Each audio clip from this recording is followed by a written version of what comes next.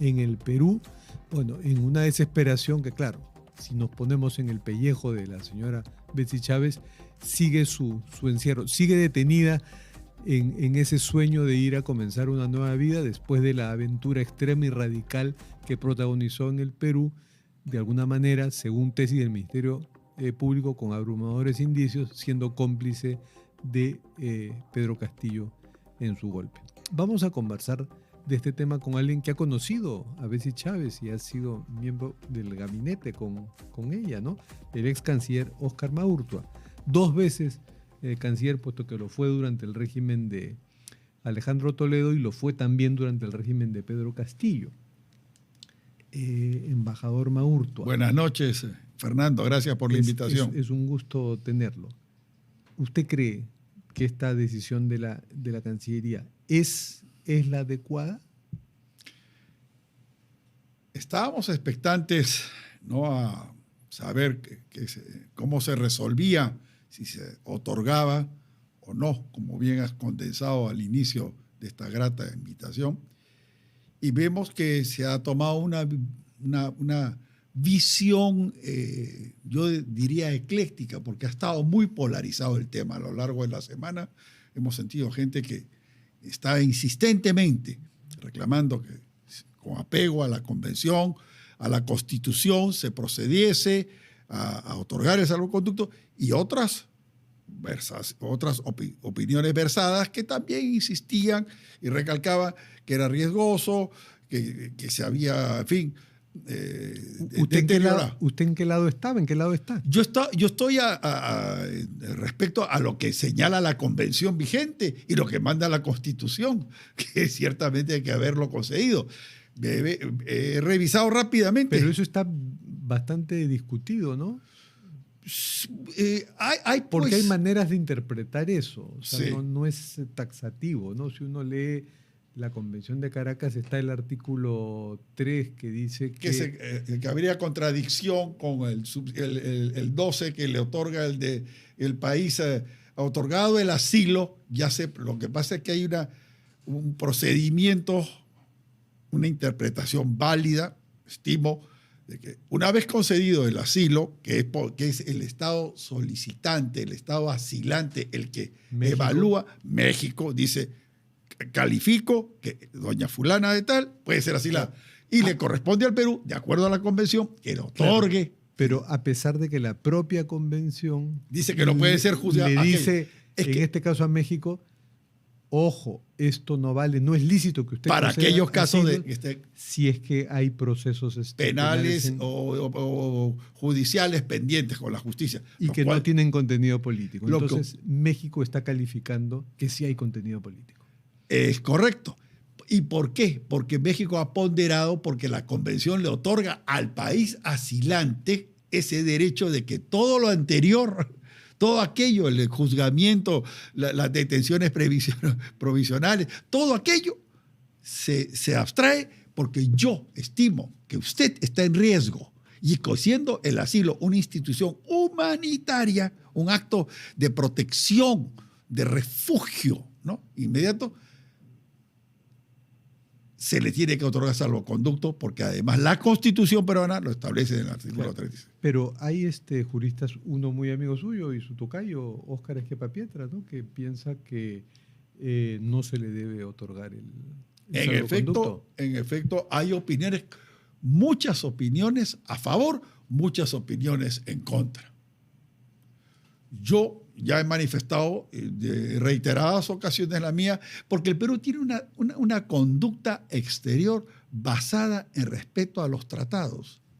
Ahora, me imagino que su posición de que se concede el salvoconducto no necesariamente tiene que contradecirse con el comunicado de Cancillería, donde hacen este análisis, que México ha estado haciendo uso y abuso de la herramienta del asilo, puesto que lo ha dado indebidamente, entrometiéndose en varios procesos penales, no solo en Perú, también en Son Bolivia. Más de 60 y tantos años, ¿no? Y en Ecuador. En Ecuador lo de Glass fue, y con pronunciamiento de la Corte Interamericana de Derechos Humanos, que ya había dicho fulano de tal está cuestionado, ¿no? Y está, Ese caso es bien interesante. sí, Porque, claro. Bueno, además de la incursión, ¿no? Fue un caso claro. que ha derivado de pasó, Corte Internacional sí, de Justicia. para recordarle a nuestros seguidores, ¿no? Jorge Glass fue vicepresidente de Rafael Correa, que digamos está en Sí, las antípodas, enemigo número uno del actual régimen de Daniel Noboa. Entonces, cuando Daniel Noboa estaba haciendo su primer periodo no de presidente ya titular, sino de completando el periodo anterior, porque hubo la muerte cruzada, que Congreso y presidente tuvieron que dejar el poder y entró interinamente Noboa, ¿no? Se produjo el asilo de México a Jorge Glass, este ex vicepresidente de Correa procesado por el abajato. Entonces esto sacó de sus casillas al gobierno ecuatoriano e invadieron la sede mexicana y detuvieron a Glass. Entonces la Corte Interamericana no se pronuncia sobre eso es materia de otro caso que usted lo ha reseñado ante la Corte Interamericana de Justicia, pero sí se pronuncia sobre si Jorge Glass está bien o no está bien preso, y dicen que sí está bien preso. Entonces México le estaba dando asilo a alguien que la Corte Interamericana de Justicia dice que está bien preso. Es así, ¿no? Yo creo que la solución es una visión ecléctica la que ha adoptado la Cancillería, ¿no? Una conjunción, ha balanceado, ha hecho consultas, lo dice, el comunicado es muy descriptivo y se va a ir hacia una reforma, modificación. Eso es muy sensible. Haber logrado, claro, son 54 a la fecha, pues son 60 y tantos años, ¿no? Más. Son casi... Sí, 71 años. 71 años, ¿no? El asilo siempre ha sido... en el Perú lo hemos usado. Allá de la Torre, claro, él fue Reyes. El origen claro, del caso. A consecuencia del fallo dual, la interpretación dual que hay con el pronunciamiento de la Corte Internacional de Justicia en base al 28 y 33, es que se logra en el gobierno de Odría sacar y promover el de 54, ¿no? Para dilucidar todo claro. Y después ha habido varios casos en que no se respetó y no se dio salvoconducto. Así es. El propio México le dio asilo a chilenos y a bolivianos que no se les dio salvoconducto. Pero una cosa es la dictadura de Pinochet, que no quiso darle salvoconducto a gente que probablemente su vida peligraba. Pinochet tiene muchos muertos en su haber. Y otra cosa es no dárselo al gobierno de Dina Boluarte y de José Gerí, ¿no? Hay aquí, pues, una búsqueda de poder. El conductor de la política exterior es el jefe de Estado y ha optado y ha instruido, ha concordado con su canciller que lo oportuno es ir hacia unas reformas, ¿no? ¿Qué artículos? No creo que ad integrum, no creo, porque eso es conciliar un tratado de asilo con la confrontación y polarización que vive América Latina. Una notita muy rápida: se ha postergado la cumbre de las Américas que iba a ser en República Dominicana, y es producto, ayer, ¿no? se anunció, y es producto de la muy fuerte polarización que vive. Pero en este caso generada por México, que ya hace tiempo está siendo un factor disruptivo en la política exterior latinoamericana, ¿no? Sin duda. Con AMLO y ahora con Claudia Sheinbaum. Y con un país como el Perú, que además tiene una vinculación histórica. El Perú contribuyó simbólicamente a afianzar a gobiernos mexicanos en el pasado. Hoy hubo una muy interesante entrevista en Ampliación de Noticias en la mañana acá en RPP con Alejandro Moreno, presidente del PRI. El partido del que originalmente provenía Morena. Donde originalmente primero fue una decisión del PRD y después Morena, ¿no? AMLO estuvo en los tres, más bien Sheinbaum no ha sido militante del PRI, pero sí del PRD, del PRD. Exactamente. Sí. Entonces, digamos, pero que vienen ideológicamente, son alas de izquierda del PRI. Y este señor Moreno decía que con el gobierno de Morena la política exterior mexicana está fatal. La presidenta del Senado también ha manifestado y que es muy algo cuestionable. similar. O sea, ya son dos países sudamericanos que han roto relaciones con México, Ecuador y Perú. Ecuador y Perú. Y no por iniciativa de Ecuador y de Perú, sino por esta este injerencismo mexicano otorgando las armas la herramienta del asilo como una manera de molestar a países que no se han metido con México. Y siendo México además el creador de la doctrina Estrada, que fue precisamente fomentada por el entonces canciller en los 30, que insistía en que ni siquiera había que intervenir en el reconocimiento. Eran tan prístinos, tan cuidadosos en evitar, ¿no? O respetuosos de la soberanía y evitar el intervencionismo, que optaron por ni siquiera reconocer a los nuevos gobiernos. O sea, esa doctrina se ha menoscabado. Sí, veamos cómo se procede respecto a una situación crítica en las Américas porque hay modelos muy autoritarios. El Perú ha sido generoso. El Perú, no con el asilo, sino concretamente, lo ha sido con el asilo en varias ocasiones, pero con los refugiados. Tenemos 1,5 millones, 1.300.000 venezolanos, ¿no? Acá, que revela la buena voluntad que nos anima de acoger. Y algunos que eran figuras políticas en su país fueron objeto de asilo político acá también. Es. Paz es tesoro guardada. Mucha gratitud de haber sido. A propósito del personaje que está provocando todo esto, que es la señora Betsy Chávez, ex primera ministra de Castillo y ex ministra de Trabajo y Cultura. Fue ministra de Trabajo, sí. Usted recuerdo. Coincidió con ella en unos gabinetes, no en el último, donde ella fue primera ministra y usted ya no estaba. Yo ya no estaba. Ahí el canciller era César Landa. Estaba el César doctor Landa, César Landa, es correcto. Que renunció inmediatamente. Yo renuncié siendo embajador en España. Inmediatamente renuncié. Claro, usted era embajador político en España. Es correcto. En ese momento. ¿Y qué opinión le merece Betsy Chávez? ¿Es creíble que haya sido una de las instigadoras de la decisión fatal de Pedro Castillo el 7 de diciembre? Buena pregunta. Voy a compartir hechos que fue en presencia de muchas personas y no es ninguna... Por favor. Ella cuando sube el Ministerio de Trabajo me busca.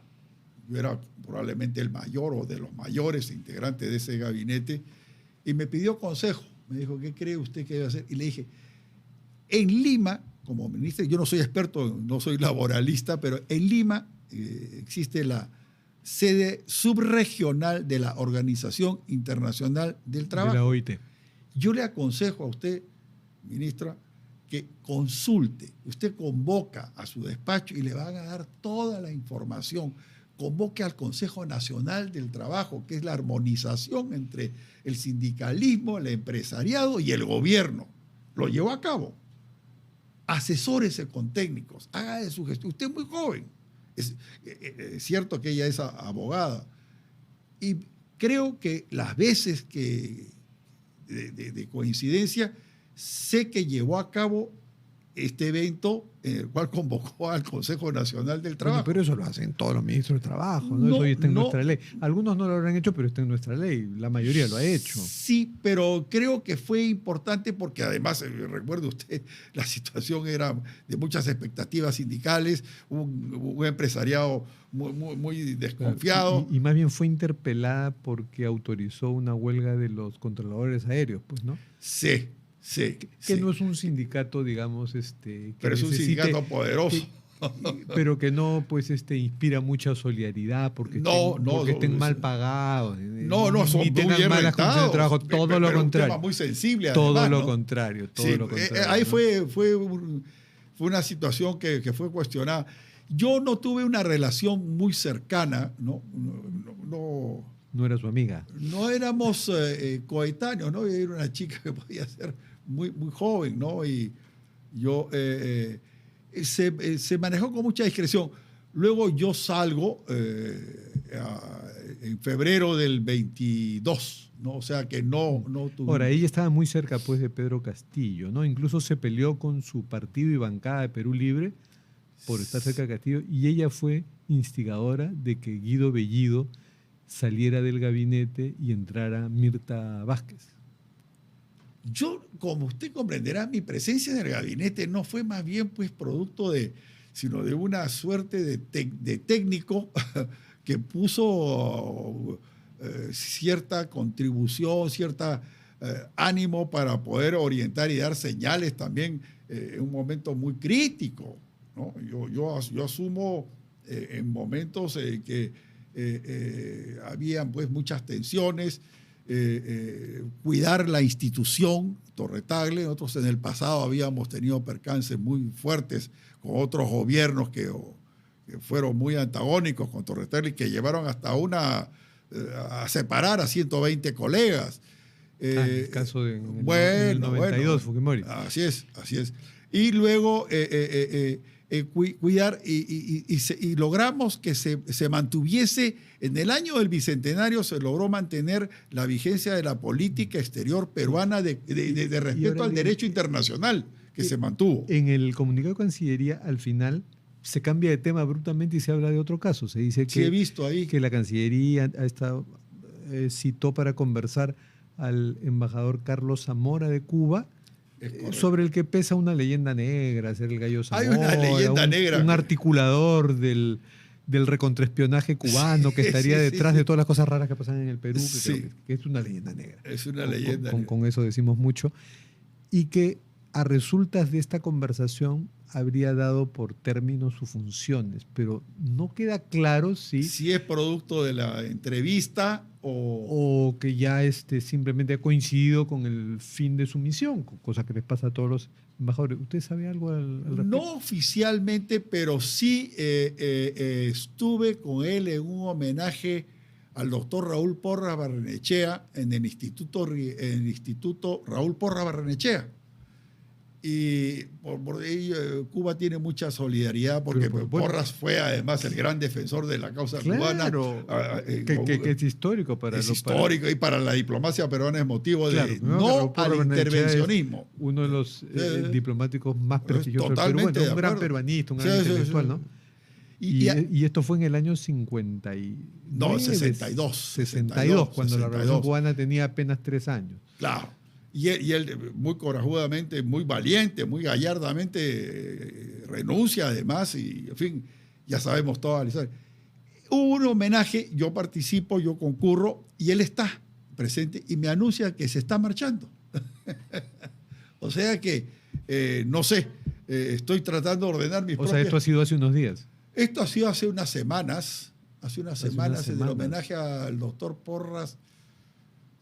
3, 4 semanas. Entonces, podría ser que el gobierno está dando a entender algo que en realidad era el fin de una misión y no atención a una queja del Perú ahí, ¿no? De que usted ha estado haciendo espionaje, como dice la leyenda. Es medio raro. Bueno, ya lo tendremos que aclarar, puesto que con Cuba no tenemos una mala relación. Cuba respeta... Cuba nos apoyó en momentos de necesidad estratégica a nosotros. En un momento determinado, Cuba contaba con repuestos que se requirieron en un momento histórico de defensa nacional. Ahora, claro, siendo una dictadura, pues el gobierno cubano, esa es otra. Claro. Se ha aproximado por esa condición con Venezuela y con Nicaragua, ¿no? Y eso es notorio y es evidente la solidaridad que tienen entre ellos y son condenables las prácticas autoritarias. Bien, hay otro tema que quería tocar con usted que tiene que ver con un país vecino, Bolivia, con el que hemos tenido relaciones un poco tirantes y más que tirantes, de bajo nivel cuando no tenían por qué serlo así. Ahora que hay un nuevo presidente, Rodrigo Paz, en estos momentos no ha ido José Gerí. Yo creo que es bueno que no viaje para marcar la diferencia con Dina Boluarte. Yo pensaría que debió ir, mi opinión muy personal, de ciudadano. Pero por otro lado, claro, la salida tan presidente inminente está buscando marcar la diferencia. Contrastar. Con Dina Boluarte. Dina Boluarte moría por viajar. Entonces no podría dar ejemplo de lo contrario. Pero hay que apuntalar a Jaime Paz. Perú tiene una relación Rodrigo muy cercana. Paz, ¿no? Jaime Paz era su padre, Rodrigo Paz. El hermano es Jaime, que vive acá. Rodrigo es el presidente electo. Rodrigo es el presidente electo. Y Jaime es el padre. Yo he trabajado 5 años con ellos allá. Los conozco bien. Usted ha sido embajador. Yo he sido embajador en Bolivia 5 años. En Bolivia. Entonces, con esa autoridad de haber sido embajador en Bolivia, querrá pues que se restablezca a pleno nivel las relaciones, porque en estos momentos las relaciones funcionan y funcionan bien, pero sin embajadores. estamos con A nivel de encargado de negocios. negocios, ¿no? A nivel de encargado de negocios. Acá me dijo el ex canciller Javier González Olaechea que Perú quiso nombrar un embajador, pero en Bolivia como que demoraron el asunto, entonces ya se enfrió. Pero ahora... En la época que él estuvo era la época de Arce, ¿no? Ahora con Rodrigo, confiemos que la cosa se... Eso podría ser una noticia que nos traiga el primer ministro Ernesto Álvarez Miranda, que está allá, que en estos momentos está allá de su viaje. Me imagino que es lo que le va a plantear al presidente Paz. Además de muchos, bueno, la vinculación es muy... Hay que reactivar, en fin, tantas cosas por vecindad, toda la autoridad del lago Titicaca que está con problemas de contaminación, y si se daña eso es muy delicado. La Unión Europea ayudó y entonces apoyó podemos mucho. Presumir que las relaciones con Bolivia van a restablecerse al pleno nivel. Mucho. Yo considero que sí. ¿Qué expectativa tenemos con Colombia? Bueno, afortunadamente menguó, se han apaciguado las situaciones de la chinería que estuvieron en un momento determinado. La famosa isla chinería.